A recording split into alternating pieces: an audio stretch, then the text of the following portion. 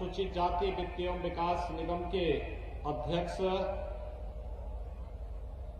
दलित चिंतक श्री लालजी प्रसाद निर्मल जी, भारतीय जनता पार्टी के वरिष्ठ नेता श्री शिव कुमार गुप्ता जी, विधानसभा के प्रभारी विनोद वाजपेयी जी, जिला महामंत्री राजेश शुक्ला जी, आज के इस कार्यक्रम में महमदाबाद से भारतीय जनता पार्टी की लोकप्रिय प्रत्याशी श्रीमती आशा मौर्य जी, सिदौली से भारतीय जनता पार्टी के प्रत्याशी श्री मनीष रावत जी, बिस्वा से भारतीय जनता पार्टी के लोकप्रिय प्रत्याशी श्री निर्मल वर्मा जी, आज के इस कार्यक्रम में उपस्थित भारतीय जनता पार्टी के सभी पदाधिकारीगण और भारी संख्या में यहां पर उपस्थित महमदाबाद, सिदौली और बिस्वा से जुड़े हुए सभी मेरे भाइयों बहनों, नेमिस की धरती हम सबके लिए सदैव से पावन धरती रही है। हजारों वर्ष पहले 88,000 ऋषि मुनियों ने भारत के वैदिक और पौराणिक परंपरा को लेकर के जो गोष्ठी यहां पर आयोजित की थी, आज भी उसकी प्रतिध्वनि पूरी दुनिया के अंदर सुनाई देती है। नेमिस की इस धरती को कोटि कोटि नमन करते हुए आप सभी सीतापुर जनपद की जनता जनार्दन का मैं हृदय से स्वागत करता हूं, अभिनंदन करता हूं। भाइयों बहनों, आज आचार्य नरेंद्र देव जी की पुण्यतिथि भी है। आचार्य नरेंद्र देव एक समाजवादी चिंतक थे, सही मायने में समाजवादी थे। उन्होंने अपने लिए नहीं हुए जीवन जिए थे, समाज और राष्ट्र के लिए उनका जीवन समर्पित था। मैं इस अवसर पर आचार्य नरेंद्र देव जी को विनम्र श्रद्धांजलि अर्पित करता हूं। भाइयों बहनों, आचार्य नरेंद्र देव जी की पावन जन्मभूमि यही महमदाबाद है। जो लोग आज समाजवाद के नाम पर पूरे प्रदेश के अंदर जाकर के ढिंढोरा पीट रहे हैं, इन्होंने अगर आचार्य नरेंद्र देव, डॉक्टर राम मनोहर लोहिया जैसे समाजवादी चिंतकों से कुछ भी प्रेरणा ली होती तो आज के समाजवादी वास्तव में कुछ सुधरे हुए दिखाई देते हैं। लेकिन जैसे इन्होंने तय कर दिया है कि ये सुधरेंगे नहीं, इन लोगों के नाम और काम में भारी अंतर है। नाम तो समाजवादी है, लेकिन काम आतंकवादी है। सोच परिवारवादी है। मैंने आतंकवादी इसलिए कहा, यद्यपि इसकी बहुरूपिया ब्रांड बन चुका है। ये दंगावादी भी है, तमंचावादी भी है, आतंकवादी भी है, परिवारवादी भी है। मैंने ये इसलिए कहा, कल गुजरात की अहमदाबाद की एक न्यायालय ने गुजरात के सीरियल बम ब्लास्ट में 38 आतंकवादियों को फांसी की सजा और आजीवन कारावास की सजा सुनाई है। भाइयों बहनों, उसमें से कुछ आतंकवादियों का संबंध उत्तर प्रदेश के आजमगढ़ से भी है। और उत्तर प्रदेश के आजमगढ़ से जिस आतंकवादी का संबंध है, उसमें से एक आतंकवादी समाजवादी पार्टी के मुखिया के साथ फोटो खिंचा करके समाजवादी पार्टी का प्रचार भी कर रहा है। ये समाजवादी पार्टी के वास्तविक चरित्र को देश और दुनिया के सामने प्रस्तुत करता है। और ये पहली बार नहीं हुआ। जब 2012 में श्रीमान अखिलेश यादव प्रदेश के मुख्यमंत्री बने थे और उस समय मुख्यमंत्री के रूप में प्रदेश की जनता के लिए पहला फैसला क्या होगा, यह निर्णय लेना था। तो आपको याद होगा, उन्होंने किसानों के लिए नहीं, नौजवानों के लिए नहीं, महिलाओं के लिए नहीं, सरकारी कर्मचारियों के लिए नहीं, प्रदेश की सुरक्षा के लिए नहीं, प्रदेश की आस्था के लिए नहीं, उन्होंने पहला फैसला लिया था अयोध्या में राम जन्मभूमि पर हमला करने वाले, काशी में संकट मोचन मंदिर पर हमला करने वाले, लखनऊ, अयोध्या और वाराणसी की कचहरियों पर हमला करने वाले, गोरखपुर, कानपुर और बिजनौर में सीरियल ब्लास्ट करने वाले आतंकवादियों के मुकदमों को वापस लेने का पहला फैसला किया था। हम आभारी हैं माननीय न्यायालय के। उस समय के उच्च न्यायालय ने इसको स्टे किया था और स्थगन आदेश के बाद समाजवादी पार्टी की मंशा धूल दूसरी हुई थी, अन्यथा पूरा प्रदेश आतंकी घटनाओं से दहल रहा होता। और इसीलिए कल की घटना एक बार फिर से हम सभी की आंखों को खोलने वाला है।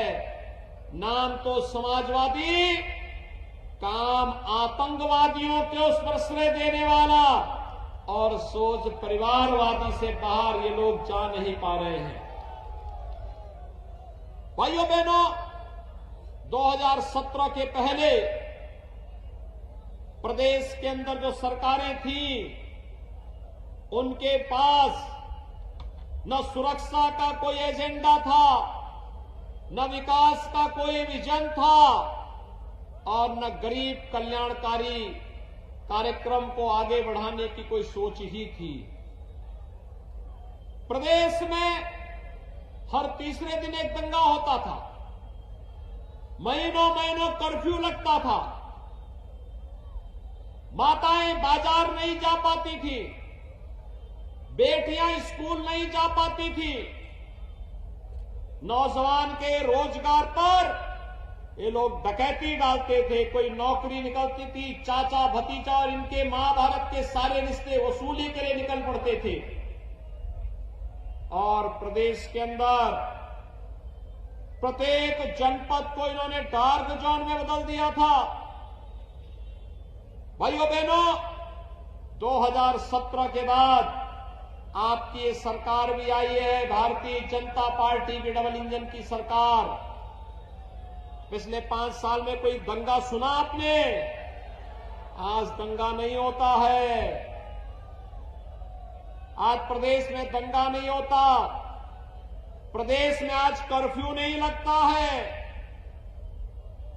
बाजारों में आज बमबाजी नहीं होती है। आज प्रदेश में कर्फ्यू और दंगा की दुस्साहस किसी की नहीं।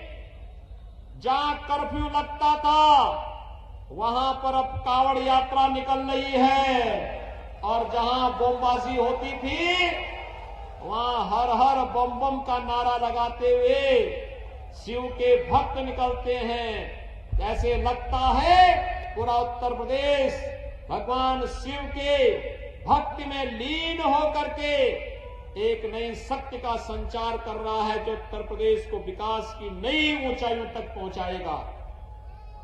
भाइयों बहनों, नए भारत का नया उत्तर प्रदेश बन रहा है, और इस नए उत्तर प्रदेश में प्रधानमंत्री मोदी जी का मार्गदर्शन, सरकार और संगठन के संयुक्त प्रयास और जनता जनार्दन का आशीर्वाद जब एक साथ लगा है तो आज उत्तर प्रदेश देश का नंबर 1 प्रदेश बनने की ओर अग्रसर है। इन सब के पीछे एक सामूहिक प्रयास है, लेकिन भाइयों बहनों, सुरक्षा, विकास और सुशासन ये उत्तर प्रदेश की आवश्यकता थी। यही तो डबल इंजन की सरकार ने किया है। और आज जब मैं आपके बीच आया हूं आपका आह्वान करने के लिए, भाइयों बहनों, मैं आपसे पूछना चाहता हूं, क्या 2017 के पहले आपको बिजली मिलती थी? आज तो बिजली मिलती होगी ना, आ रही है ना। हमने तो सबका साथ और सबके विकास की बात कही, तो सबको बिजली, पर्याप्त बिजली, निर्बाध बिजली के लक्ष्य को प्राप्त किया है। याद करिए, समाजवादी पार्टी की सरकार आती है, आतंकवादियों के मुकदमों को वापस लेती है, और जब भारतीय जनता पार्टी की डबल इंजन की सरकार आती है तो उत्तर प्रदेश में किसानों का कर्ज माफ करती है। किसानों का कर्ज माफ होता है। और आज तो अगर मैं सीतापुर की बात करूं तो भाइयों बहनों, जनपद सीतापुर में अगर मैं इसकी चर्चा करूं तो अकेले सीतापुर जनपद में भारी संख्या में अन्नदाता किसानों का कर्ज माफी का कार्यक्रम संपन्न हुआ है। और यहां पर लाखों किसानों को यहां पर प्रधानमंत्री किसान सम्मान निधि का लाभ भी प्राप्त हुआ है। भाइयों बहनों, आज उत्तर प्रदेश एक नई दिशा में आगे बढ़ा है। उत्तर प्रदेश के अंदर आज मैं आपको बता सकता हूं, एक और 12 से 17 तक 5 वर्ष तक समाजवादी पार्टी की सरकार जब कार्य कर रही थी, 18,000 गरीबों को भी मकान नहीं दे पाई थी। भाइयों बहनों, भारतीय जनता पार्टी की डबल इंजन की सरकार जब आई तो भाइयों बहनों 43,50,000 गरीबों को एक एक आवास दिया गया। और 43,50,000 से अधिक गरीबों को जो आवास मिले हैं, अकेले सीतापुर जनपद में 2,30,000 से अधिक गरीबों को एक एक आवास मिला है। 2,30,000 से अधिक गरीबों को। भाइयों बहनों, 5,40,600 से अधिक गरीबों को एक एक शौचालय देने का काम किया गया। और यही नहीं, अगर मैं वृद्धावस्था पेंशन, विधवा पेंशन, दिव्यांग जन पेंशन की बात करूं तो अकेले प्रदेश के अंदर 1 करोड़ परिवारों को इन योजनाओं का लाभ प्राप्त हुआ है, जिसमें 12,000 रुपए सालाना पेंशन की सुविधा उन्हें उपलब्ध कराया जा रहा है। और आपके सीतापुर जनपद में दिव्यांग जन पेंशन पाने वाले 71,300 से अधिक, विधवा पेंशन प्राप्त करने वाले लाभार्थी 34,000 से अधिक, और वृद्धावस्था पेंशन का लाभ प्राप्त करने वाले लाभार्थी 68,700 से अधिक अकेले सीतापुर जनपद में हैं। विद्युत की निःशुल्क कनेक्शन का लाभ अकेले आपके सीतापुर जनपद में 2 लाख परिवारों को निःशुल्क विद्युत का कनेक्शन भी डबल इंजन की सरकार ने दिया है। भाइयों बहनों, मैं पूछना चाहता हूं, आज जो लाभ भारतीय जनता पार्टी की डबल इंजन की सरकार आपको मकान के रूप में, राशन के रूप में, बिजली के रूप में, वैक्सीन के रूप में, विकास के रूप में दे रही है, आखिर ये लाभ 2017 के पहले क्यों नहीं मिल रहा था? कारण साफ है, पहले की सरकार की सोच संकुचित थी। पहले की सरकार नाम समाजवादी, और सोच परिवारवादी थी, परिवारवादी। वहां पर बात तो की जाती थी सबका साथ का, लेकिन जब विकास की बात आती थी तो उनका नारा होता था कि केवल सिफाई खानदान का विकास। भाइयों बहनों, भारतीय जनता पार्टी ने जब सबका साथ और सबके विकास की बात कही तो सबका साथ और सबके विकास का मतलब प्रदेश के 25 करोड़ लोगों के विकास की बात। पहले विकास का ये पैसा ये परिवारवादी लोग, इनकी संकुचित दायरे की सोच और इनके इत्र वाले मित्र के घर में चली जाती थी। आज भाइयों बहनों, इत्र वाले मित्र से पैसा निकल करके हम लोग गरीबों के घर तक पहुंचा रहे हैं। गरीब को मकान दे रहे हैं, गरीब को राशन दे रहे हैं, हर नागरिक को सुरक्षा दे रहे हैं। कोरोना कालखंड में आपने देखा होगा कि सरकार ने फ्री में टेस्ट, फ्री में उपचार, फ्री में वैक्सीन, सबको वैक्सीन देने का कार्य किया। आपने यहां पर महमूदाबाद में कितने लोगों ने वैक्सीन ले ली है? कितने लोगों ने वैक्सीन ली है? आपको मैं धन्यवाद देता हूं, आपने वैक्सीन लिया है। ये वैक्सीन कोरोना के खिलाफ देश की लड़ाई का प्रतीक है।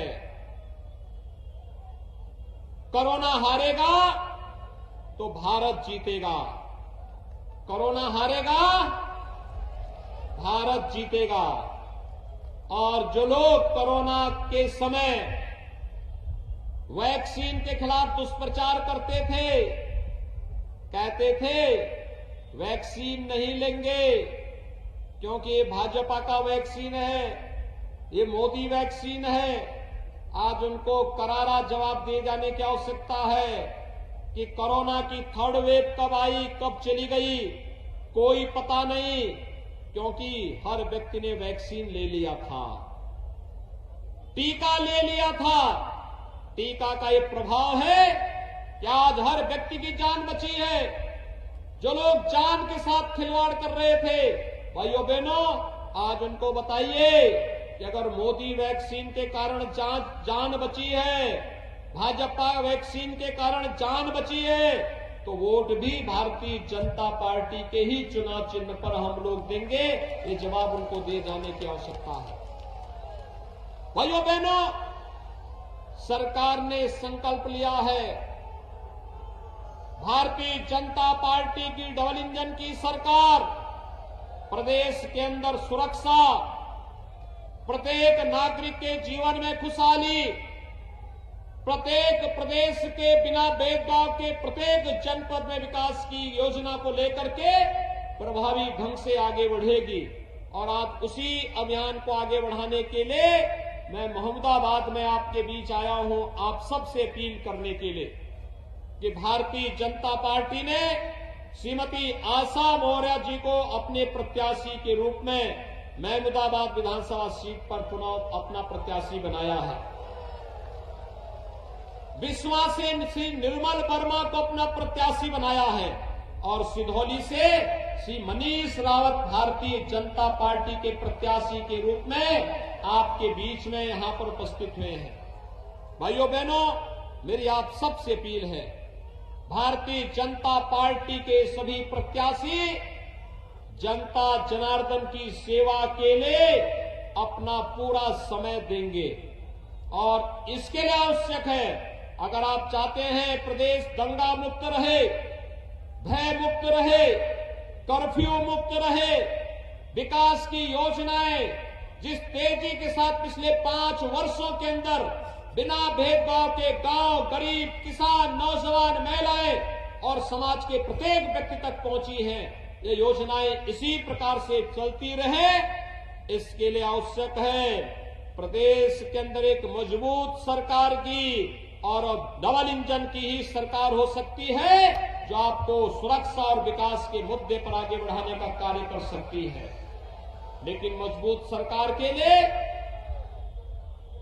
महमूदाबाद, सिधौली और बिस्वा से भारतीय जनता पार्टी के प्रत्याशियों का विजयी होना आवश्यक है। क्या आप सभी सहमत हैं? सभी लोग सहमत हैं? भारतीय जनता पार्टी के प्रत्याशियों को विजयी बनाएंगे। दोनों हाथ ला करके सड़क के उस पार के लोग भी मुझे बताएं। तीनों प्रत्याशी आ जाए भैया।